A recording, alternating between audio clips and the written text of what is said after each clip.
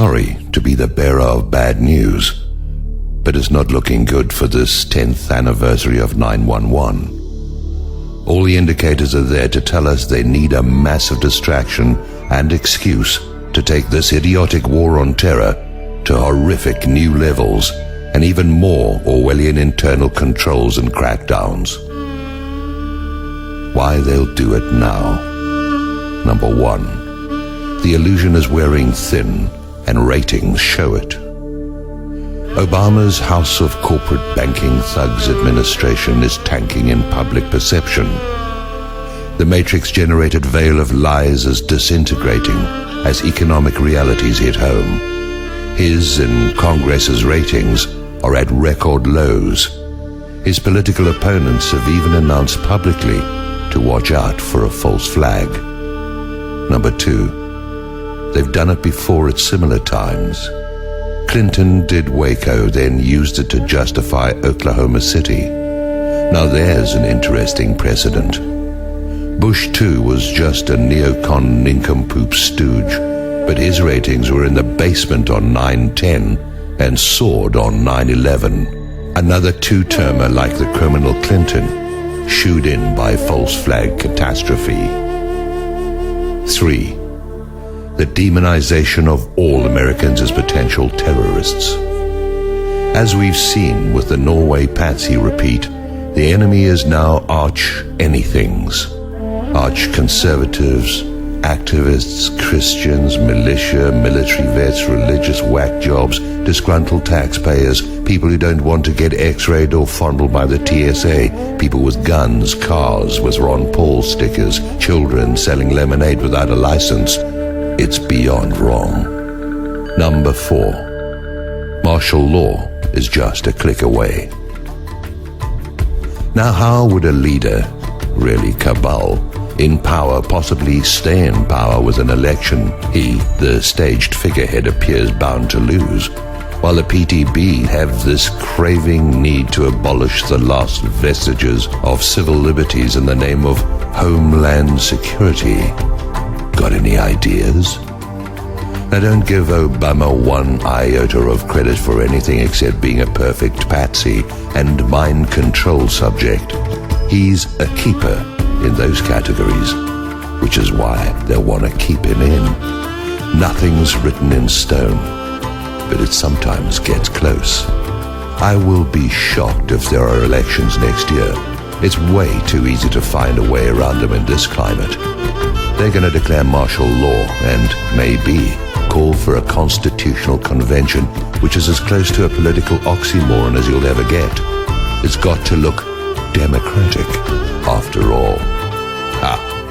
Never mind Homeland Security antics. FEMA's activities and the militarization zones appearing around the country are a dead giveaway. This global unrest they're pointing to now as a precedent to prepare American police, I am not sure is organic at all. Yes, people are mad, but they are being instigated and herded into a form of expression that only spells more fascism worldwide. Number 5. 9/11. Build on the emotional impact. Never before events promoting the 9/11 myth are being scheduled around the country. Bad sign. Who would do that? In Dallas, for example, a big event is scheduled for 9/10. Why this year?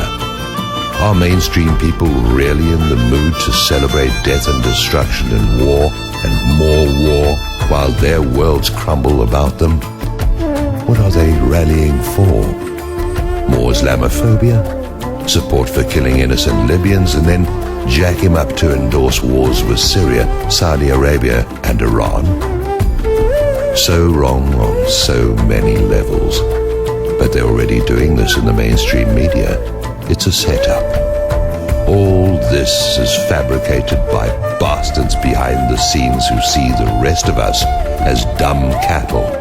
This is misdirection, complete social engineering at its worst. But it works. We've been asphyxiated from truth, and the effects are just setting in. But see the opportunity?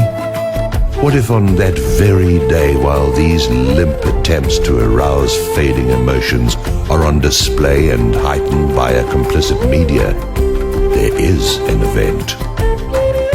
Wham! 6. The demonization of truthers and an alternative media crackdown.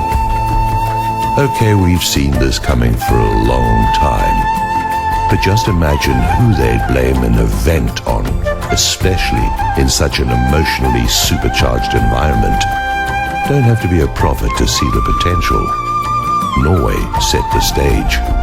White man goes ape shit with clear conscience due to political views. Huh? They've wanted to get a stronger handle on the internet and clamp down on truth-spreading websites and blogs for a long time. They just need an excuse. WikiLeaks softened the ground on this side in the public mind, as have other alternative media issues, but watch them run the gamut if something big does take place. They're trigger happy and getting their ducks in a row. That's what they do. And the truthers need to be demonized and silenced. They're getting too close now. The 911 truth movement has gained monumental momentum because it's the truth and they know it. Number 7, not a reason, but just please be prepared for anything. I don't mean to bring on negative intentions and manifest anything by pointing out these possibilities, but to be forewarned is to be forearmed. And if it's not now, it's soon. Don't get hung up on the date or any details.